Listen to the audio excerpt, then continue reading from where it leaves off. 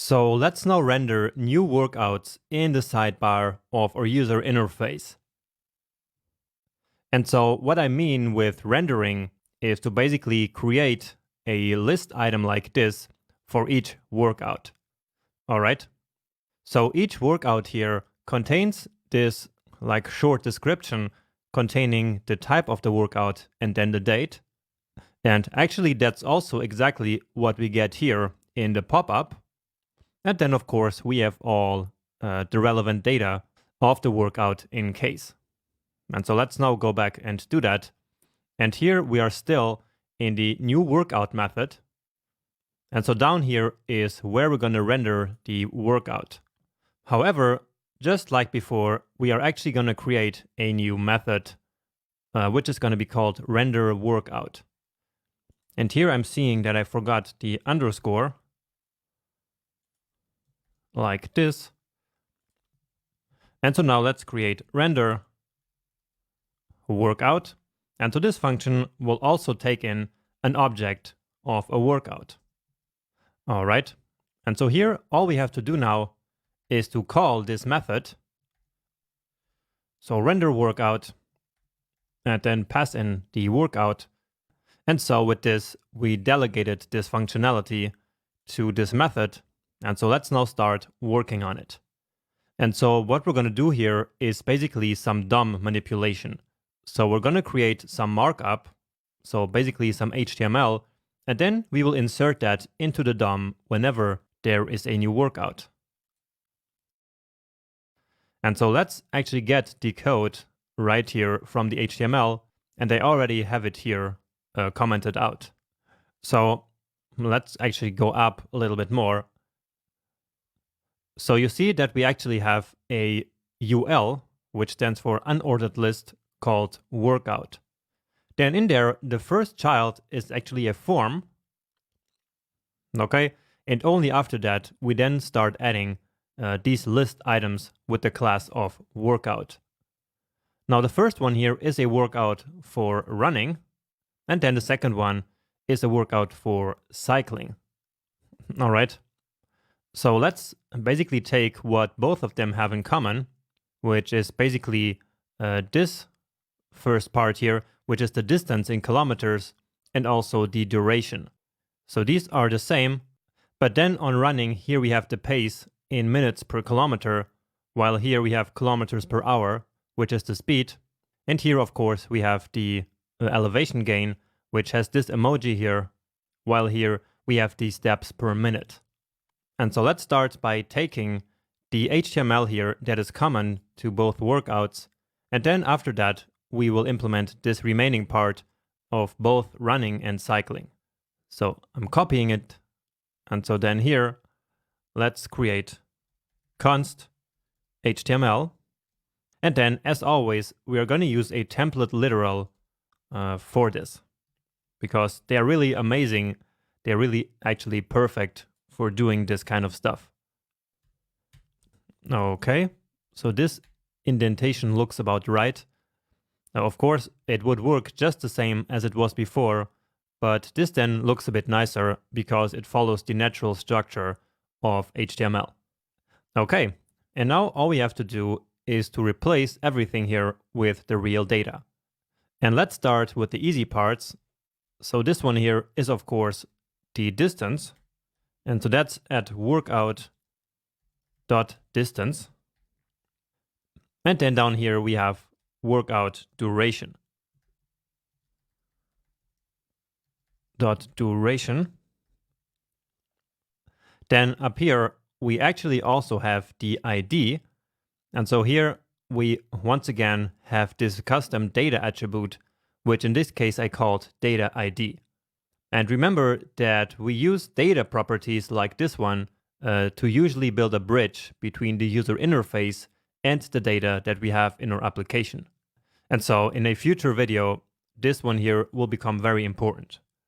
But for now, let's simply add the ID here, just like before. So workout.id.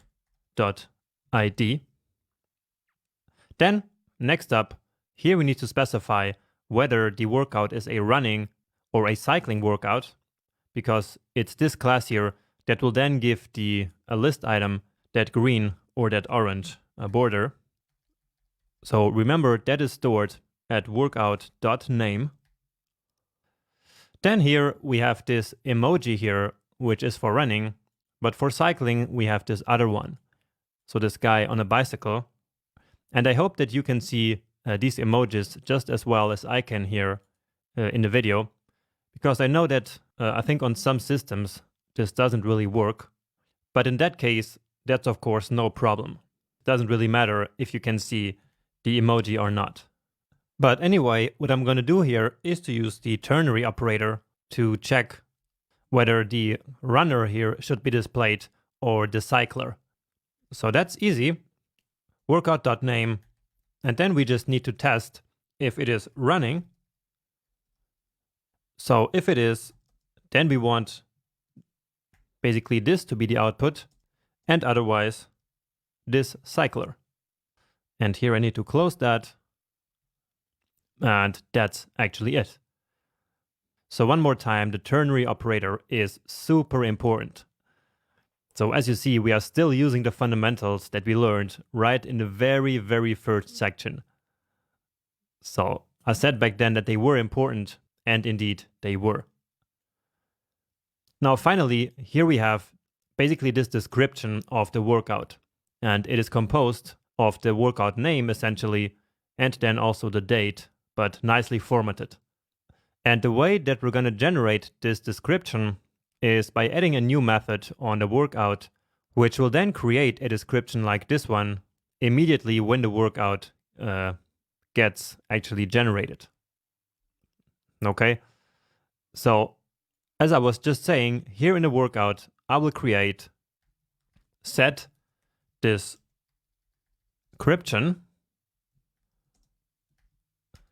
And so this is where we now need this array that I gave you in the beginning with this month. So I didn't feel like writing it all out, and so here it is. And by the way, I have this comment here, which is something that we can use to tell Prettier, so that Prettier extension that we are using to format our code. So this comment here we can use whenever we want to tell Prettier to ignore the next line. So let me see what happens if I take this out. So then you see I have everything here line by line, and I don't like that. And so this is much nicer in this case. Okay. But anyway, let's now set the description. So this dot description. So the description will be based on the name of the activity. And actually I don't mean name, I mean type here. And I believe that down there I used name instead of type. So let's check that. And yeah, so for some reason I used name. Hopefully you didn't get too confused by that. So of course that is workout.type and not .name. So it's the type that can be either running or cycling. All right. And so that's what we will use now here to create the description. So a new template literal. And then here we actually want to make this type here uppercase. So the first letter. And so we can take this dot type, the first character, and then to uppercase. And so this is nothing new. We have done this many times before. And then simply the rest of this type. So slice starting from position 1. So that is the type of the activity in uppercase on. And so now we want basically the month and also the day. So we know already that we have the date of the workout in this dot date, and then we can use get month on that. And so remember that this will be here a number between 0 and 11. And so that's very nice for a zero-based array, because we can now essentially use this number here to retrieve any value out of our month array. So if getMonth returns 0, then month at position 0 is going to be January. And the same is of course true for all the other months. So this one here will give us the month, and then all we need is the day. And so this dot date dot get date. And that should be it. So now whenever a new object is created, then automatically the description should be set. And so here we now need to do, of course, this dot set description. All right. And in fact, it should not be here, but it should be down here in each of the child classes. So why is that, you might be asking? Well, that's because that's the class that contains the type that we need for this calculation. Okay, so we need to cut that from here and actually calculate it in each of these. And of course, this will work perfectly fine because through the scope chain, this constructor method will get access to all the methods of the parent class. And so of course, that includes this one here.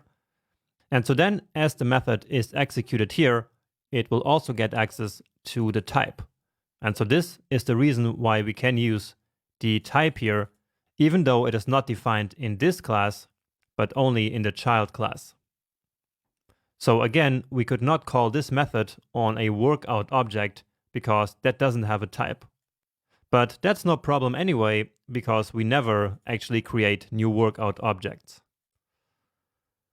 All right, but with all that being said, let's now come back here and use this here. So workout dot description. So that's the part that is common to both. Now let's get the rest of it. So all of this, but this one is only for running. So let's copy it. And now here after this part, or actually here, we can now say if workout dot type equals running, then we want to add something to the HTML. So HTML plus equal, and then this code right here. So give it a save. Then here, let's fix the indentation, or actually it's good like this. Well, actually it isn't. So I'm just using multiple cursors, and yep, that's better. Just do the same thing here. Okay. And so now here, of course, we need to change it to a let variable, because otherwise we will not be able to add anything to that string. And so here, let's now write workout dot pace, and then down here, so that's workout dot cadence. Now this value here is actually calculated by JavaScript. And so the result of this calculation might be some very weird number. And so let's simply round that to 1 decimal place. So 2 fixed, and with just 1 decimal place. Okay. And now just copying this part.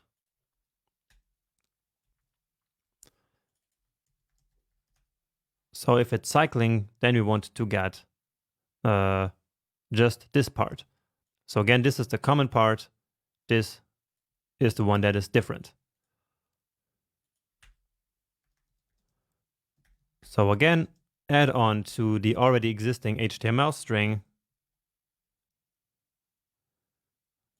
And then each time the indentation is a bit different. Don't have any idea why that is. But now it is correct. And here, this is probably the speed.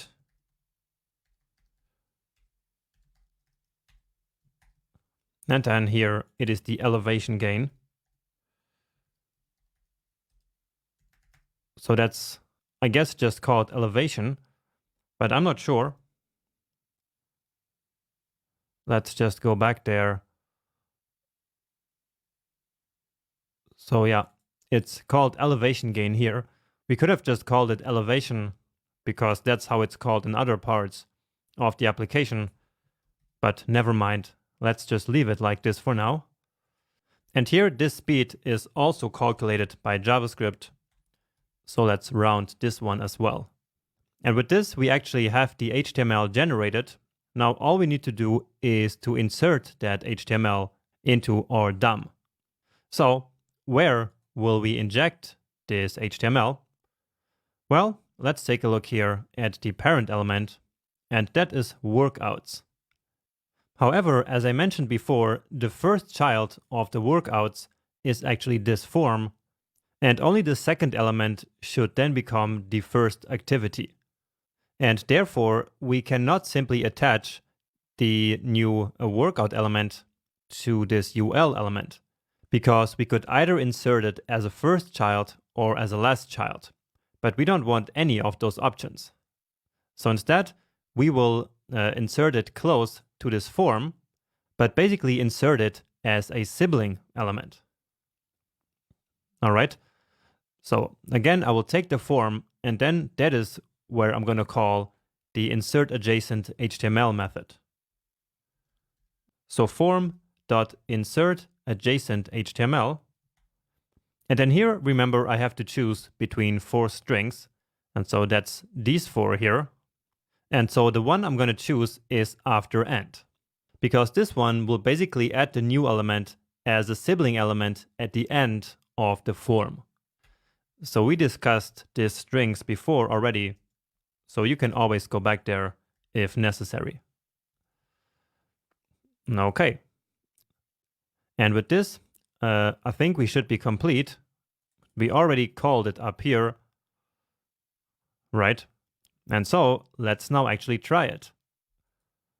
So let's just reload here manually. Okay. And now let's just add a simple running. And now we get a problem. So 2 uppercase is not a function. And indeed, it isn't. So it has to be uppercase with the C uppercase. So let's see now. And again, just putting any numbers here.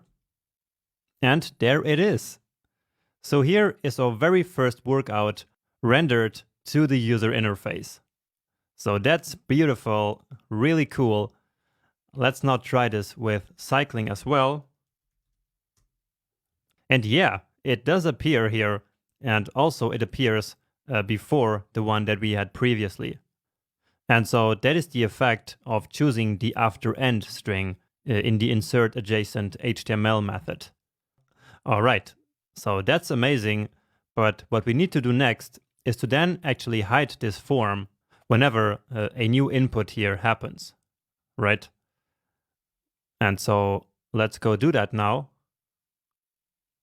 And so we need to go back here to our, well, where is that? Here in the new workout. So here we want to hide the form. And so let's create yet another method, which is going to be called hide form. So I can already copy or actually cut this one here and call the method before I've written it. So that's no problem. So hide map will be the name of this method. And now let's actually create that. And of course, it's not hide map, it's hide form. So let's do it here right after show form. So that makes sense, right? So hide form. So the first thing that we need to do is to empty the inputs. And then we need to add this hidden class back on. All right, so that's add. But as we will see in a second, this is not yet going to be enough. But let's actually see what I mean here. So did you see this animation here that happened in the beginning? Well, we will need to undo that here in a second. So you see that this one here basically did slide up a little bit, right? But that's not what we want. So here in this version of the app, let's see what happens. So as the form appears, everything slides down here. And now watch what happens as I hit enter. So you saw that? Basically, it looked as if that form was replaced with this new activity here. And so to do that, it's not enough to simply add back the hidden class here, because that will then also trigger the animation. So instead, we need to hide the form immediately first. So form.style.display. So we immediately need to set the display to none. But then we will actually have to put it back after the animation had finished. So let's take a look here at the form style actually, so I can show you what I mean. Okay, so this is the transition that I mean, and it is because of this one that the hidden class has that animation of sliding. So that's this transform here. All right. So this animation happens over 1 second, and the original value of the display property is grid. And so what we will do now is to basically, after 1 second, set this display back to grid. So that's kind of a dirty trick here, but in order to build the layout like this is what we have to do. And it's also a good time to bring back our set timeout function. And remember that all that set timeout does is to call a certain callback function after a certain time. So let's use a simple arrow function here to make it really simple. So form.style.display should be set to grid, and this should happen after 1 second. So 1000 milliseconds. And so, yeah, let's see now.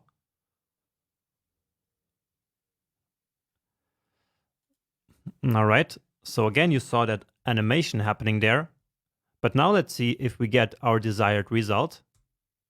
And yes, there it is. So indeed, we did now immediately hide the form, and then after 1 second, we brought back the original display property.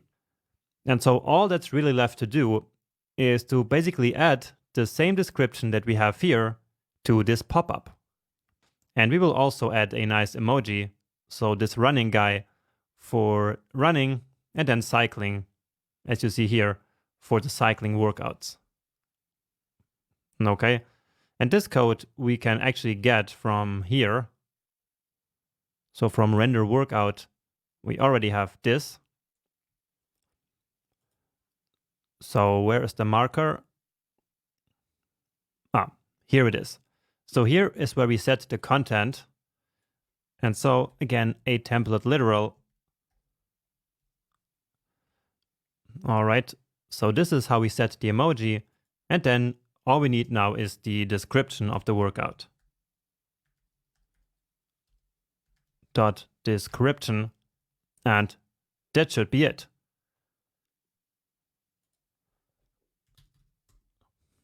All right, so that works beautifully. And now just for cycling. And yes. So here's the cycling emoji, here's the description, and so this now works exactly as it does in our demo. Great. So we are almost finished actually with our application. So let's take a look at our flowchart here. And so what we're missing now is to move the map to the workout location whenever we click on one of the workouts that we just created. And so that's going to be the topic of the next video.